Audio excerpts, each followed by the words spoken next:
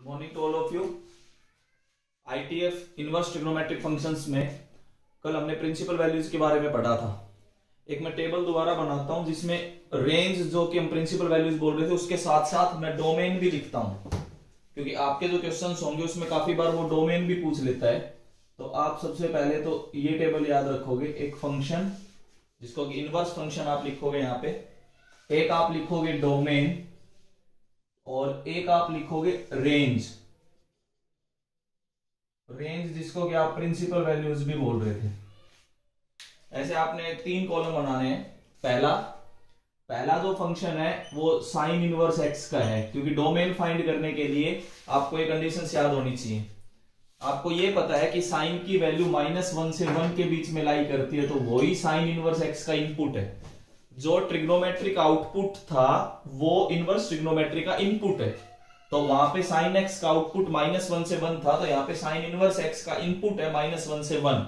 और रेंज जिसको कि आप प्रिंसिपल वैल्यूज बोल रहे हो वो आपने कल पढ़ा था -π/2 से +π/2। तो साइन इनवर्स एक्स के बारे में ये बात हुई। अब बात करते हैं कोस इनवर्स एक्स।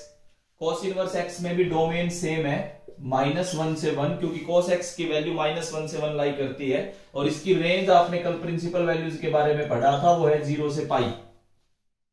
तो डोमेन और रेंज आपने दोनों याद रखनी है। Third, tan inverse x. हमें ये पता है कि कोई भी आउटपुट दे सकता है -∞ से +∞, ट्रिग्नोमेट्री फंक्शन। तो इनवर्स में कोई भी इनपुट हो सकती है। tan x की वैल्यू कहीं से भी कहीं लाई कर सकती थी, -∞ से +∞। तो इसका मतलब यहाँ पे r आएगा डोमेन में, इनवर्स में, और यहाँ पे -π/2 से +π/2। ये आपके पास रेंज जिसको कि आप प्रिंसिपल वैल्यूज बोल रहे हो। नेक्स्ट आपके पास आता है कोसिकेंट इनवर्स एक्स। एक बार कोसिकेंट एक्स को अगर आप देखो तो उसकी वैल्यू जो होती थी वो इसके लिए डोमेन होगी। ये इसकी डोमेन है, -∞ to -1 यूनियन 1 to ∞, ये इसकी डोमेन है। और जब आप इसकी रेंज की बात करते हो तो -π/2 से +π/2, लेकिन बीच में 0 हटाना होगा, 0 नहीं आ सकता, ये ध्यान रखना। ऐसे ही जब आप सीकेंट इनवर्स की बात करते हैं, सीकेंट इनवर्स के लिए डोमेन तो बिल्कुल सेम है, क्योंकि सीकेंट एक्स की आउटपुट यही होती थी।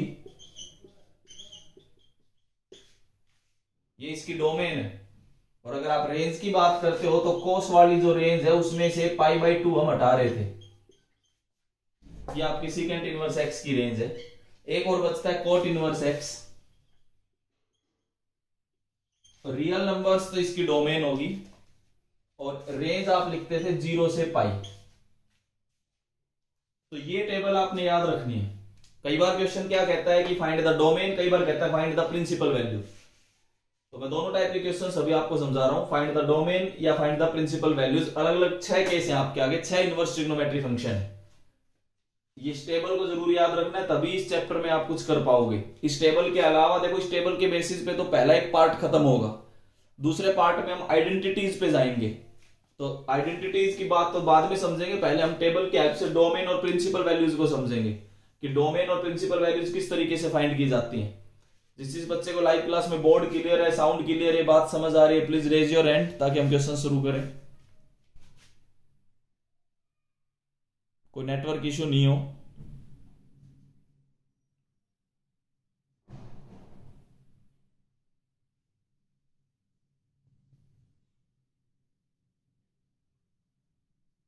मैं एक बार फिर पूछना चाहूंगा, क्या कोई नेटवर्क इश्यू है?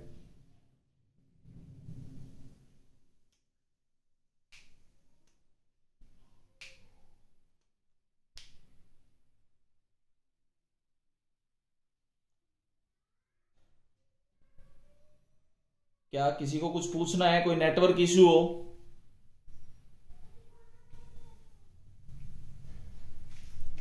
ठीक है, आगे बढ़ते हैं।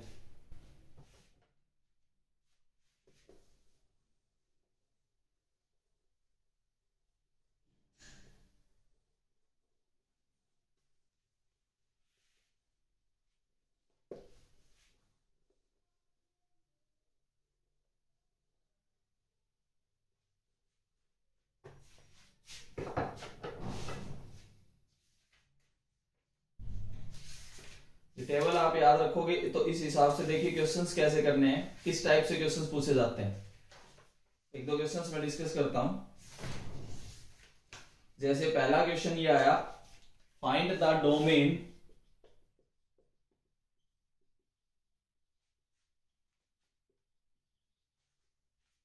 Of function f of x is equal to sin inverse 2x minus 3.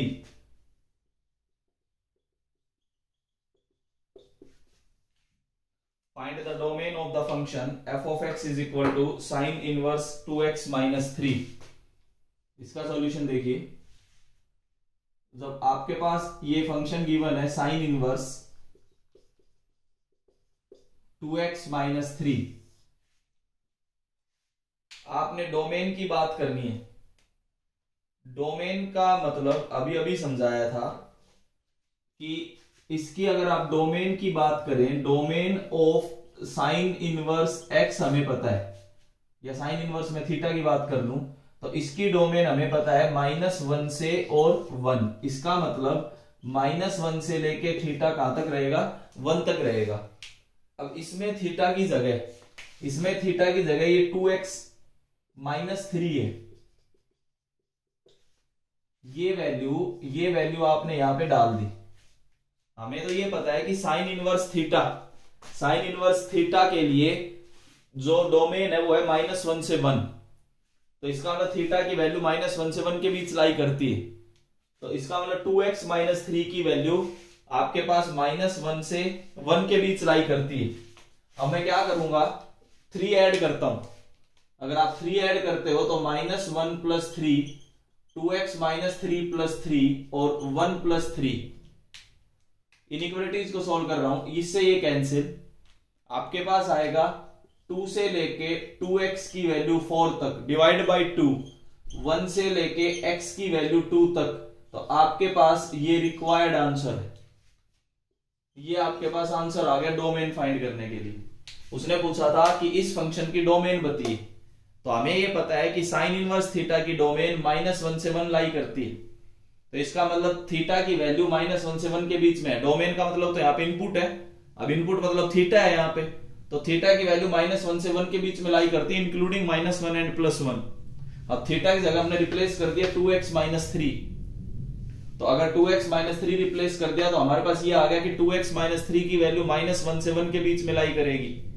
यहां से हम x फाइंड करना चाहते हैं तो हमने 3 ऐड किया पहले सभी टर्म्स में। एडिशन और सब्ट्रैक्शन से कभी भी इनइक्वालिटी के साइन चेंज नहीं होते। तो यहां से 2x की वैल्यू आ गई 2 से 4। अब हम x फाइंड करना चाह रहे थे तो 2 से डिवाइड किया। 2 एक पॉजिटिव नंबर है, अगर पॉजिटिव नंबर है तो इनइक्वालिटी के साइन चेंज नहीं होते। तो यहाँ पे 2 से डिवाइड करने पे इनइक्वालिटी के साइन सेम रहेंगे, और इधर आ जाएगा 1 और इधर आ जाएगा 2, इधर आ जाएगा x। इसका मतलब x की वैल्यू 1 से लेके 2 के बीच में लाई करती है। यही इसका आंसर है, 1 से लेके 2 के बीच में ये वैल्यू लाई कर रही है। ये इसका डोमेन निकालने का तरीका है। देखिए एक और मैं बात करता हूं, एक और समझाते हैं डोमेन का ही। देखो डोमेन या प्रिंसिपल वैल्यूज वो कुछ भी पूछ सकता है, तो आपको टेबल जरूर याद रखनी है। जैसे मैं साइन इनवर्स का ही अगर एक और क्वेश्चन डोमेन की बात करूं कि डोमेन किस तरीके से करना है, जैसे इसने बोल दिया साइन इनवर्स -x²। -x² के लिए इसकी डोमेन बतानी है कि ये इस फंक्शन की डोमेन क्या होगी। आपके पास फंक्शन गिवन है साइन इनवर्स -x²। हमें वही सेम कंसेप्ट अगर मैं लगाऊं, अगर डोमेन की बात करें तो डोमेन के लिए हमें कंडीशन पता है कि -x² की वैल्यू -1 से +1 हो सकती है। ये साइन इनवर्स x की डोमेन निकालने का तरीका है। अब मैंने क्या किया, multiply by -1 in each term. हर एक टर्म में आपने -1 से मल्टीप्लाई किया। -1 से मल्टीप्लाई करने पे इनइक्वालिटी के साइन चेंज होंगे, ध्यान रखना। इसको बना दिया +1, इनइक्वालिटी के साइन चेंज। ये बन गया +x², इनइक्वालिटी के साइन चेंज, और कुछ इस तरीके से आएगा आपके पास। अब यहां से अगर आप बात करो तो आपके पास जो वैल्यू आई वो ये आ गई। इसको मैं घुमा के ये भी लिख सकता हूं, इसको उधर लिख दिया। साइन पे आप ध्यान देना, यही साइन हमारे पास है। अब यहां पे अगर आप देखो, this is a perfect square. अगर ये परफेक्ट स्क्वायर है तो इसकी मिनिमम वैल्यू, इसकी मिनिमम जो वैल्यू होती है वो मिनिमम वैल्यू तो 0 है। अगर मिनिमम वैल्यू 0 है तो इसका मतलब ये 0 से लेके और एक्स स्क्वायर कहां तक रहेगा, 1 तक। ये इसकी मिनिमम वैल्यू आती है। माइनस वाला पार्ट तो हटा देगा ये, क्योंकि एक्स स्क्वायर है। एक्स स्क्वायर माइनस वाला पार्ट हटा के तो आपके पास आंसर ये देगा। इसके बाद आप इसको ये भी लिख सकते हो, x square is less than और इक्वल टू 1। इसको आप ये लिख सकते हो, x square minus 1 is less than और इक्वल टू 0। इसमें आप a minus b into a plus b की आइडेंटिटी लगाते हो तो x minus 1 into x plus 1 is less than और इक्वल टू 0। अब आप लगाओ वेवी कर्व मेथड। अगर आप वेवी कर्व मेथड अप्लाई करते हैं तो वेवी कर्व मेथड के लिए देखिए, यहां पे -1, यहां पे +1, यहां हमेशा पॉजिटिव, फिर नेगेटिव और फिर पॉजिटिव। वेवी कर्व मेथड में अप्लाई कर रहा हूं। हमें तो लेस देन वाला एरिया चाहिए, तो ये आंसर आएगा हमारा। इसका मतलब x बिलोंग्स टू -1 से 1 इज द आंसर। ये आपकी डोमेन है। अब डोमेन निकालने के लिए सबसे पहले तो आपको ये पता होना चाहिए कि वो टेबल में से आपको ये याद होना चाहिए कि हाँ डोमेन कहां से कहां लाई करेगा। इसका मतलब जो एंगल है साइन इनवर्स के साथ जो इनपुट है वो इनपुट कहां से कहां लाई कर रही होगी, -1 से 1। ठीक है, इसके बाद -1 से 1 जो लाई कर रही है, उसके बाद आपको इनइक्वालिटीज के कंसेप्ट आने चाहिए। जैसे यहां पिछले क्वेश्चन में तो आसान था, इसमें क्या होगा, इसमें वेवी कर्व मेथड अप्लाई करेंगे आप, तो इस तरीके से आप आंसर पे पहुंच जाएंगे। तो आपको 4 ऑप्शंस मिलेंगे, तो 4 ऑप्शंस में से कोई भी एक टिक करना होगा। लेकिन उससे पहले आपको नॉलेज जरूर होनी चाहिए कि how we can find out the value domain and range of any trigonometric inverse trigonometric function. किसी भी इनवर्स ट्रिग्नोमेट्रिक फंक्शंस की डोमेन और रेंज निकालने का तरीका, रेंज बोले या प्रिंसिपल वैल्यूज बोले, एक ही बात है, ध्यान रखना। एक बार मैं जो बच्चे लाइव क्लास में हैं, मैं एक बार पूछना चाहूंगा, मैंने जो डिस्कस किया है ये समझ आ रहा है? अगर आया है तो प्लीज रेज योर हैंड।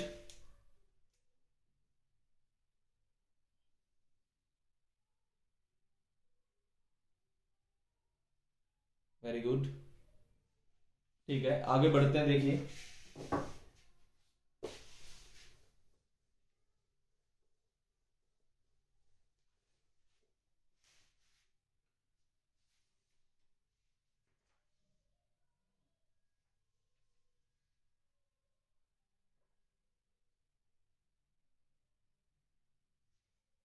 अब कुछ ऐसे फंक्शंस भी आ सकते हैं। देखिए, बाकी आप ट्राई करते रहना। 2 फंक्शंस का एडिशन भी दे सकता है। Find the domain of sine inverse x plus cos x। वो ये बोलते हैं कि इन दोनों की डोमेन बताइए। एक तो इनवर्स ट्रिग्नोमेट्रिक फंक्शन है और एक ट्रिग्नोमेट्रिक फंक्शन है। f ऑफ x की वैल्यू आपके पास sine inverse x plus cos x है। एक इनवर्स ट्रिग्नोमेट्रिक फंक्शन, एक ट्रिग्नोमेट्रिक फंक्शन है। हम क्या करेंगे, हम दोनों की डोमेन लिख लेंगे। हमें दोनों की डोमेन तो पता ही है। इसकी डोमेन है -1 से 1 and domain of cos x, cos x की डोमेन है रियल नंबर्स। दोनों की डोमेन पता है। अब हमें क्या फाइंड करना था, डोमेन ऑफ। ऐसा कोई भी क्वेश्चन आता है तो इसका मतलब आप दोनों का इंटरसेक्शन लोगे, ये ध्यान रखना। -1 से 1 इंटरसेक्शन r। अगर ऐसा कुछ समेशन में आपके पास आता है और डोमेन फाइंड करने, जिसका मतलब दोनों का इंटरसेक्शन ले लो। अब दोनों का इंटरसेक्शन तो ये आएगा -1 से 1 इज द आंसर। अगर ऐसे आपके पास 2 फंक्शंस का एडिशन आता है और डोमेन पूछे तो आप इस तरीके से काम कर सकते हैं। अब 1-2 क्वेश्चन हम प्रिंसिपल वैल्यूज के करते हैं। देखिए प्रिंसिपल वैल्यूज मतलब रेंज कैसे फाइंड की जा सकती है।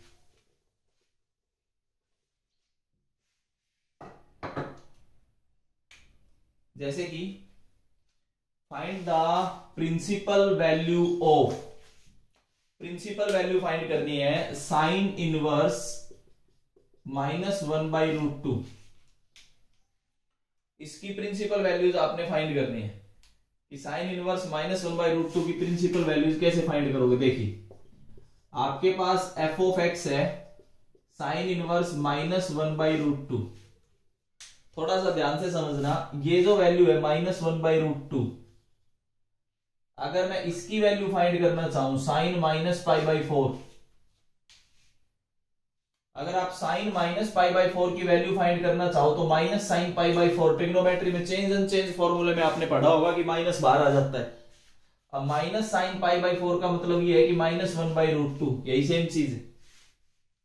अगर मैं इसको रिप्लेस करना चाहूं तो we get sine inverse of sine minus pi by 4। आपने एक चीज का ध्यान रखना है, इस साइन इनवर्स से साइन तभी हटेगा जब ये जो एंगल है प्रिंसिपल वैल्यूज में होगा, अदरवाइज आप इससे ही हटा नहीं सकते, पूरे चैप्टर में याद रखना।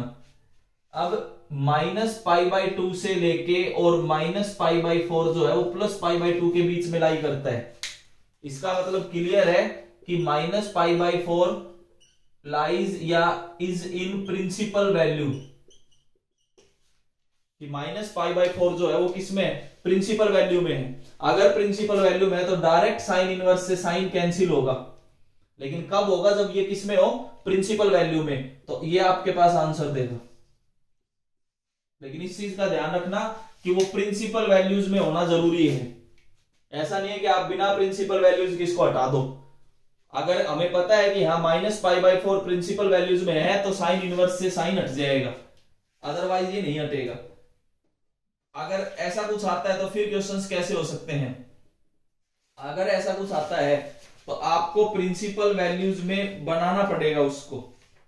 ऐसा नहीं है कि आप बिना प्रिंसिपल वैल्यू में बनाए और उसको कर जाओ। इस चीज का थोड़ा सा ध्यान रखेंगे कि बिना प्रिंसिपल वैल्यूज के आप उन क्वेश्चंस को सॉल्व नहीं करोगे।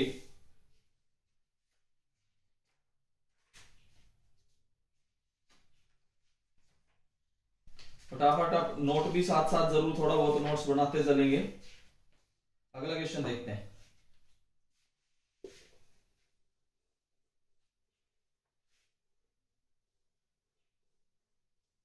लेकिन ये ध्यान रखना कि प्रिंसिपल वैल्यूज के अंदर ही इनवर्स से आप ट्रिग्नोमेट्रिक फंक्शन को कैंसिल कर सकते हैं, अदरवाइज आप कैंसिल नहीं कर पाओगे।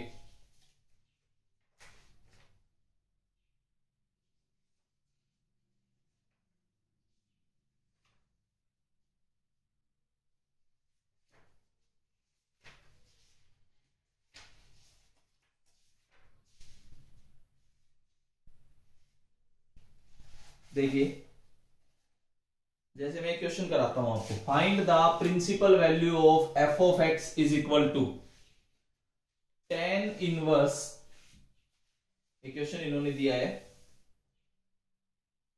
tan 3 pi by 4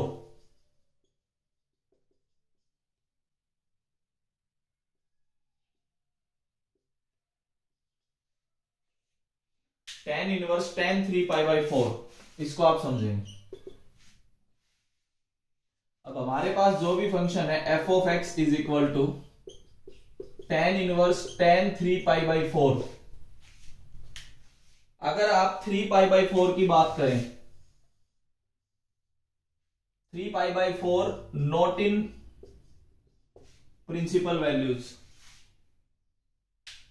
3 pi by 4 principal value में नहीं आएगा। 3 पाई बाई 4 का क्या मतलब है, पाई बाई 4 मतलब 45 डिग्री। अगर आप 45 डिग्री को, क्या ये वैल्यू 3 पाई बाई 4 की अगर हम बात करें तो 3 पाई बाई 4 मतलब 3 इंटू 45 डिग्री। अगर आप इसको सोल्व करें तो 3 15 135 डिग्री। और जबकि प्रिंसिपल वैल्यू जो होती है वो -90 से लेके और +90 डिग्री ओपन ब्रैकेट, या -π/2 से +π/2 कुछ लिख लो आप। तब आपको समझ आ रहा होगा कि ये value not in principal values. 3 pi by 4 जो है वो प्रिंसिपल वैल्यू में नहीं है। अब 3 पाई बाई 4 प्रिंसिपल वैल्यू में नहीं है तो आप tan इनवर्स से tan हटा नहीं सकते, ध्यान रखना।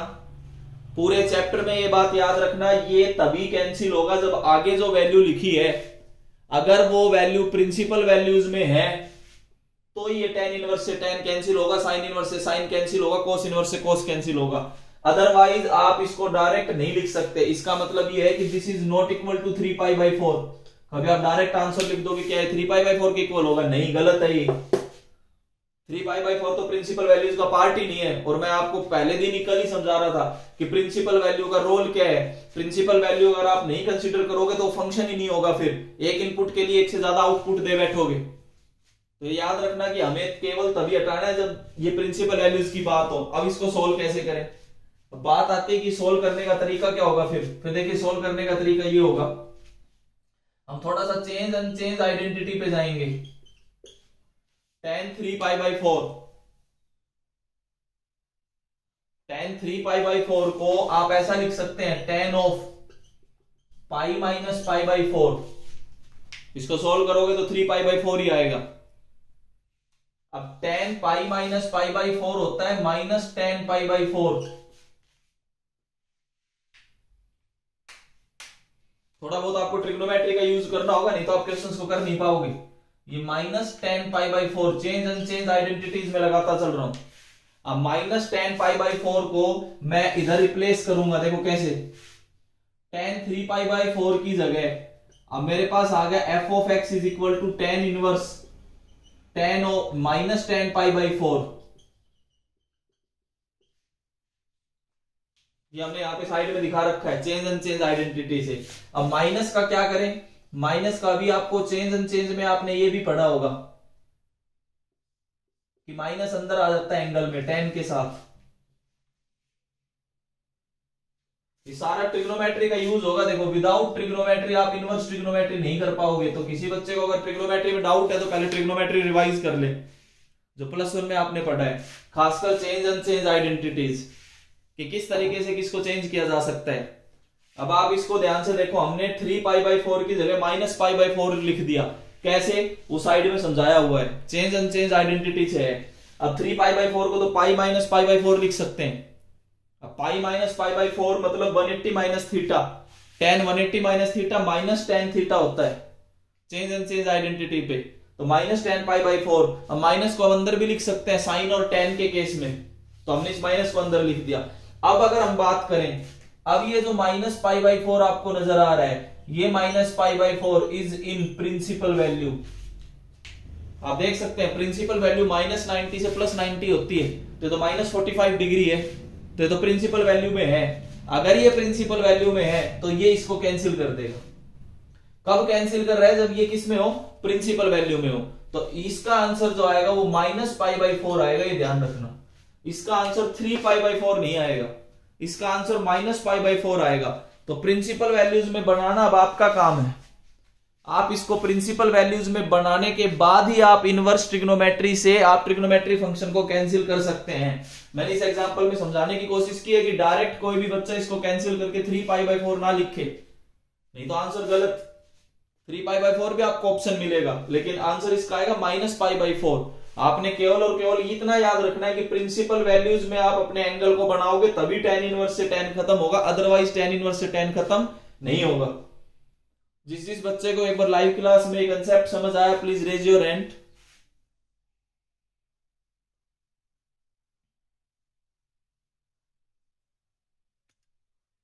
Okay, change and change identities के बारे में आप थोड़ा बहुत रिवाइज करोगे तभी आप कर पाओगे इन क्वेश्चंस को। आगे देखिए,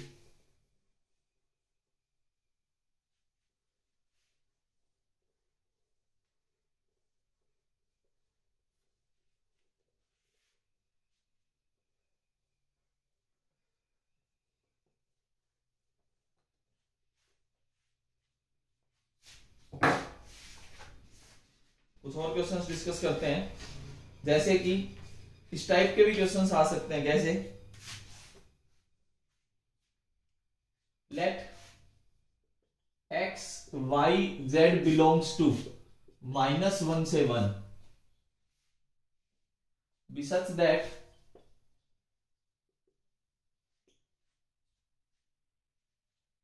sign inverse x plus sine inverse y plus sine inverse z is equal to 3π/2।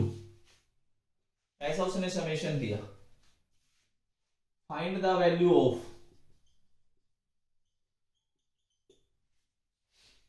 हमें वो कहता है कि इसकी वैल्यू फाइंड करके दिखाइए। x की पावर 2016 y की पावर 2018 z की power 2020 minus 9 divided by x की पावर 2016 प्लस y की पावर 2018 प्लस z की पावर 2020। इस टाइप के क्वेश्चंस में देखिए कैसे करना है आपने। आपके पास है sine inverse x plus sine inverse y plus sine inverse z is equal to 3π/2। ये आपके पास कंडीशन, ये हमारे पास 3π/2 गिवन दे दिया। लेकिन हमें एक बात और भी पता है, क्या? As we know that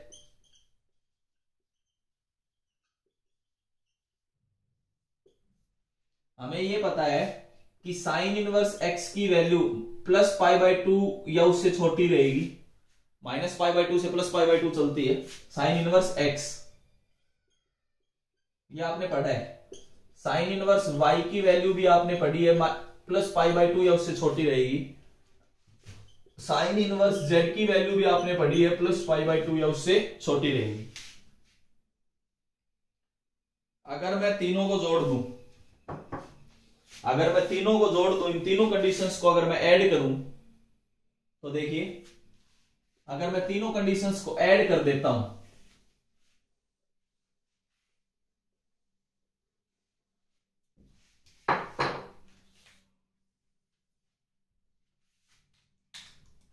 add these 3 conditions, इन तीनों को आप ऐड कीजिए, तो sine inverse x plus sine inverse y plus sine inverse z is less than और इक्वल टू π/2 प्लस π/2 प्लस π/2। ये इक्वेशन नंबर फर्स्ट थी, तो जो गिवन था, ये तो गिवन कंडीशन में। बाकी हम अपनी तरफ से डोमेन और रेंज के हिसाब से आगे बढ़ रहे हैं। अगर आप इसकी बात करें तो sine inverse x plus sine inverse y plus sine inverse z की वैल्यू लेस देन और इक्वल टू 3π/2 पे आ गए आप। इक्वेशन नंबर सेकंड,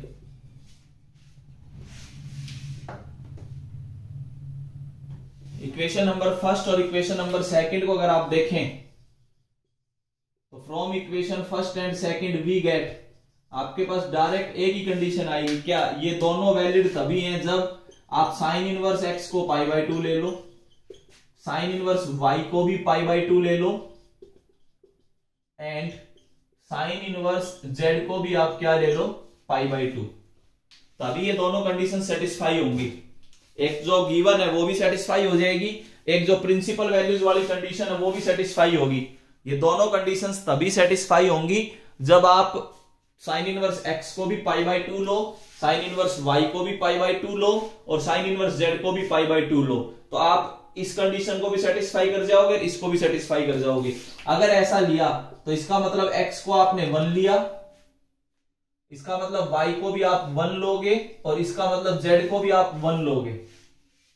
ये गिवन जो कंडीशन थी कि तीनों का समेशन 3π/2 आना चाहिए, sign inverse x plus sine inverse y plus sine inverse z, तीनों का सम 3π/2 आना चाहिए। ये कंडीशन तभी वैलिड है जब तीनों को आप अलग अलग π/2 लेते हो, क्योंकि नहीं तो फिर प्रिंसिपल वैल्यूज की कंडीशंस को सेटिस्फाई नहीं कर पाओगे।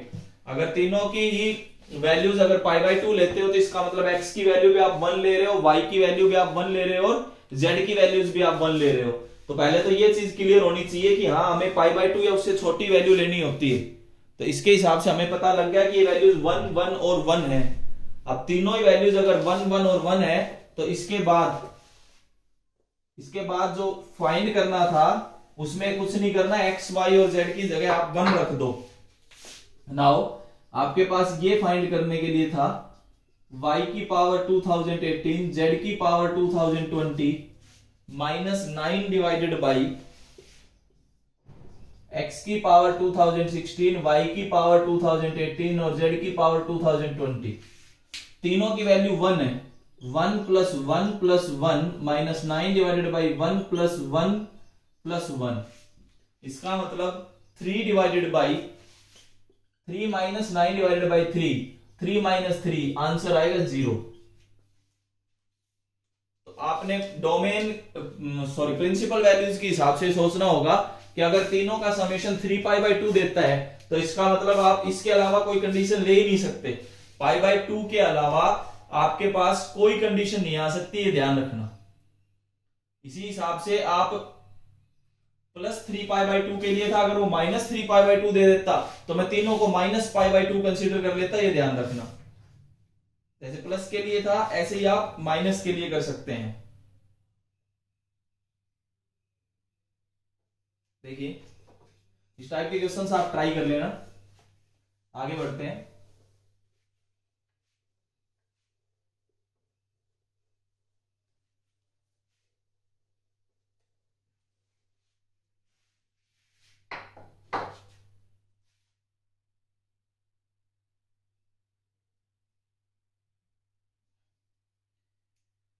अगला क्वेश्चन देखिए, जैसे ऐसा एक और क्वेश्चन में लेता हूं। If x y z belongs to -1 से 1 such that cos inverse x plus cos inverse y plus cos inverse z is equal to 0। तीनों की वैल्यू अगर 0 है, find x plus y plus z. आपको x, y और z का summation find करना है। देखिए कैसे, इसमें भी वैसे ही चलना है कि cos inverse x plus cos inverse y plus cos inverse z is equal to 0। ये आपके पास गिवन कंडीशन है, इक्वेशन नंबर 1 ये गिवन में है। और आप ये भी जानते हैं कि एज वी नो दैट, कि हमें ये पता है कि cos इनवर्स की वैल्यू 0 से लेके पाई तक आ सकती है। ये आपने पढ़ा है इसकी प्रिंसिपल वैल्यूज। 0 से लेके cos इनवर्स y की वैल्यू भी पाई तक आ सकती है। 0 से लेके cos इनवर्स z की वैल्यू भी कहां तक आ सकती है, पाई तक आ सकती है। अगर आप इस और इस कंडीशन को इससे मैच कर दो कि हम इनको भी सेटिस्फाई करें और इसको भी सेटिस्फाई करें, तो केवल और केवल एक ही कंडीशन पे सेटिस्फाई हो सकती है। क्या कि आप तीनों को 0 ले लो, cos इनवर्स x को भी 0 ले लो, cos इनवर्स y को भी 0 ले लो और cos इनवर्स z को भी 0 ले लो। तब तो ये प्रिंसिपल वैल्यूज को भी सेटिस्फाई करेंगे और गिवन कंडीशंस को भी सेटिस्फाई करेंगे। इसका मतलब ये हुआ कि अगर x को 1 ले लूं तो cos इनवर्स x आपके पास 0 आएगा। ऐसे ही अगर मैं y को 1 ले लूं तो cos इनवर्स y 0 आएगा।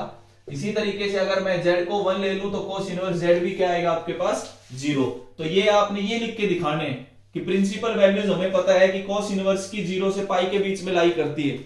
ये अगर उस टेबल की नॉलेज होगी तो आप क्वेश्चंस को कर पाओगे। अब इसी तरीके से अब ऐसे कोई भी क्वेश्चंस आपके पास आ जाए तो आप कर लोगे। हमें वैल्यू तो इसकी फाइंड करनी थी, x plus y plus z. तो आपके पास आंसर आता है 1 + 1 + 1 इज इक्वल टू 3। तो आज के लेक्चर में हमने थोड़ा बहुत डोमेन और रेंज को निकालने की कोशिश की है। बाकी इससे आगे हम फर्दर आगे कंटिन्यू करेंगे नेक्स्ट वीडियो में। Thank you.